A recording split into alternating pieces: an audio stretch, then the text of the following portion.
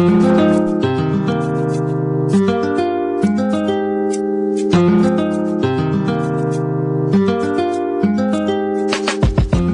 you're about to experience is one man's quest to see beyond the tumultuous period we're in and to envision what lies just beyond our grasp, yet well within our reach. Welcome to Larry Rifkin's America Trends, where the future has arrived, and it's just in time.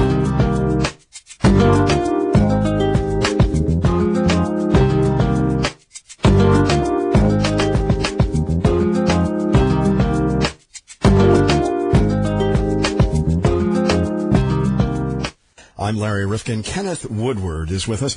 And Kenneth, I used to read you all the time in Newsweek. I was a long-time subscriber. And, of course, you on the religion beat for so many years. The new book is called Getting Religion, Faith, Culture, and Politics from the Age of Eisenhower to the Era of Obama.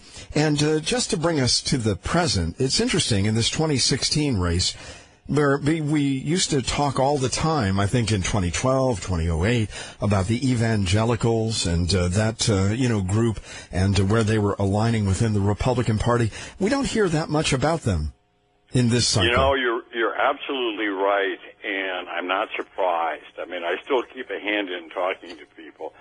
And I heard a year ago from people who travel in those sort of evangelical political circles, and saying there's not going to be a lot of pastors participating in this.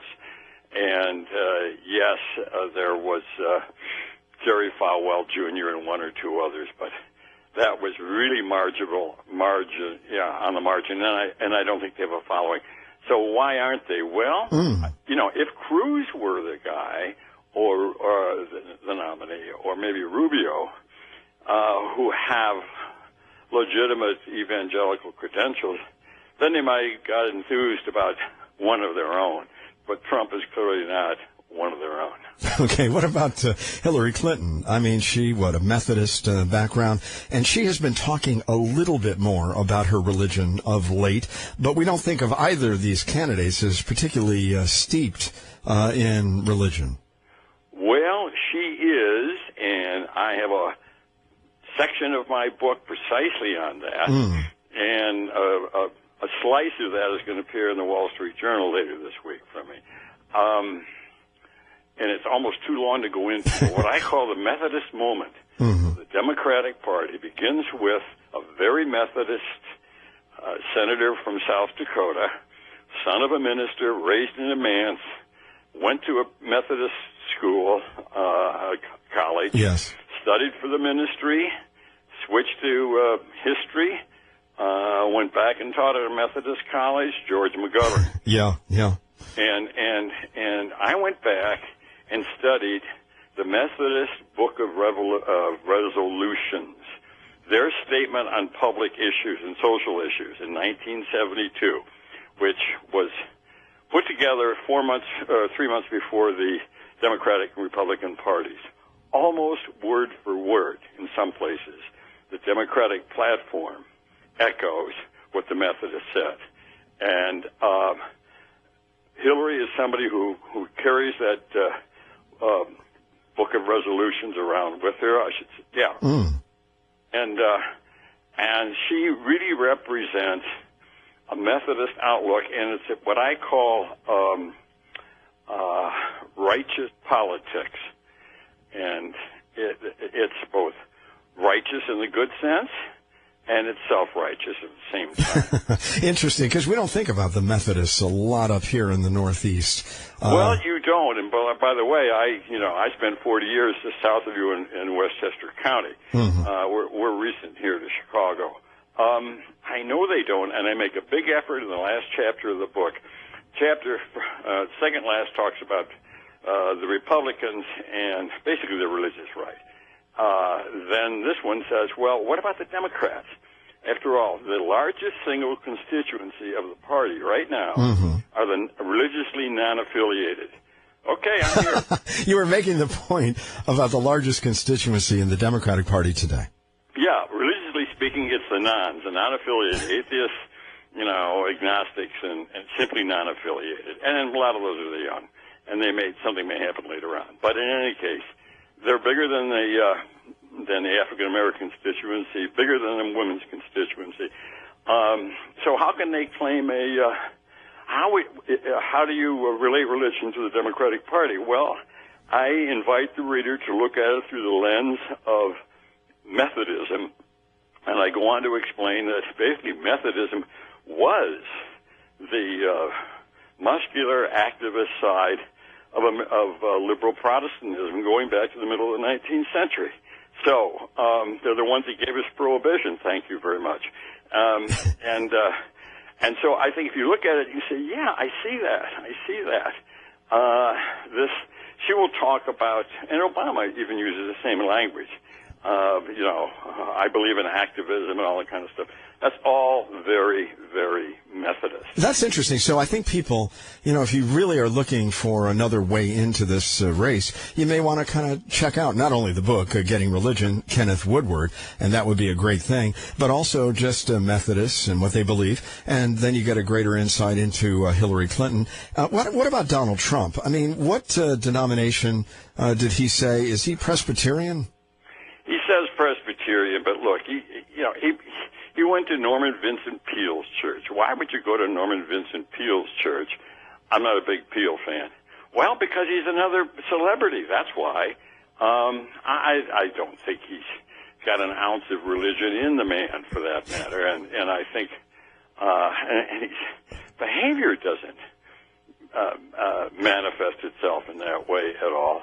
So, but I would say this, and I do say it in the book, it is extremely difficult to find any kind of connection between the religious commitment, if there is one, of a president and public policy.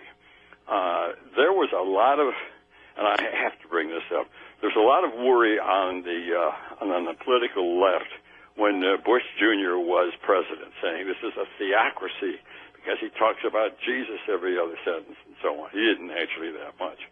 Well, they don't remember that when Dwight Eisenhower was president, in his second term, the Republican National Committee put out a statement, front page of the New York Times, but nobody bothered much when they said President Eisenhower is not only the commander-in-chief and president of the country, he is the spiritual leader of our times. Now, nothing has happened since then to match that kind of overstatement, that kind of spiritual claim on the President of the United States. And remind us back in, because you go back into the 50s, 60s, 70s, 80s, 90s, and so forth. When we go back to John F. Kennedy and, breaking through the wall as a Catholic, just take us back to that era and how much religion was a part of the conversation politically. Well, I was there. Believe me, I was there. I'm Catholic. This was the first Catholic president. We knew what had happened to Al Smith and so forth. What the story I tell in the book is how Billy Graham, Peale, and others, but especially Billy, whom I knew very well, pretended to be neutral. And Billy wrote to Lyndon Johnson, who was a buddy of his, and said, I'm staying out of this race. Remember, he ran for vice president with Kennedy. Well, he didn't. He went to Montreux, Switzerland, and gathered a bunch of people, called them over there, and we said, we've got to stop this. Anyhow, we find it reprehensible now, but it was a long period when American Protestants, and my father was one of them, who felt that the Pope was going to have too much control over the country. This was essentially a Protestant country. Everything in our culture was Protestant, and they were half right. So they were really scared, and so I revisit this in my book. And when Kennedy heard of the plot, it was exposed by a guy who later came to Newsweek in the Washington Post. That's when he spoke to the Houston Ministers Association and gave that famous speech. And that just might have won it. That and a little chicanery here by Governor Daley. There you go. In Chicago, Cook County. Yeah, absolutely. Did we break through a barrier this year that we never really discussed? And by that I mean, of course, Joe Lieberman was on the Al Gore ticket, and they got more popular votes, and he would then have been one heartbeat away. But, Bernie Sanders, the whole issue of religion and being the first Jewish candidate who could win primaries, and I don't think it was discussed much. I don't think anybody really talked about it a lot, and maybe that's because Bernie Sanders did not. But did we break through another barrier or, perceived barrier this year? I don't think we're a very religious country at this point, and one of the, but this was a good thing. I remember Mel Alphen, our legendary Washington bureau chief, saying when Goldwater ran, I always knew the first Jew to run for president would be an Episcopalian. And Bernie clearly isn't. He is what he is. He's a secular Jew. I mean, he comes up from that side. Oh, you see it in the 40s and the 50s of socialist. From the middle of Europe and from Eastern Europe, Jewish socialist tradition. That's where he's from.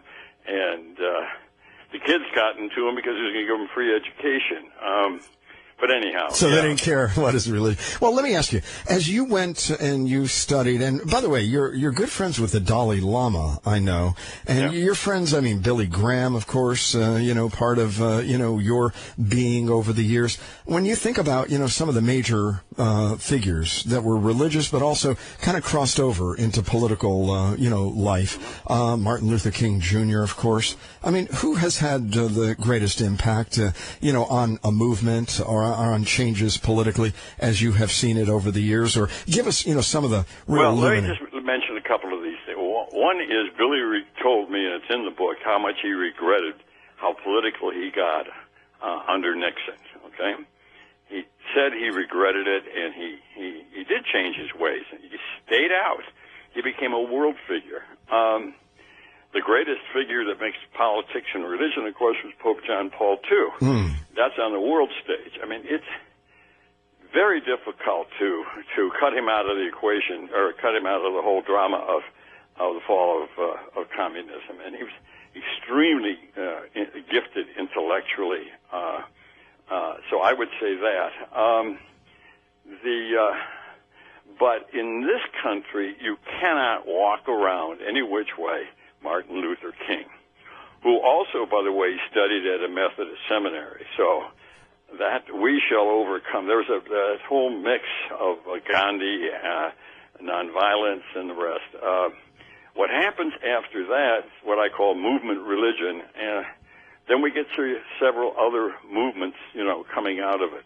But his influence was powerful, and we have tried to, or various groups have tried to repeat that, and it can't be done because he came out of the black church and he articulated the longings in,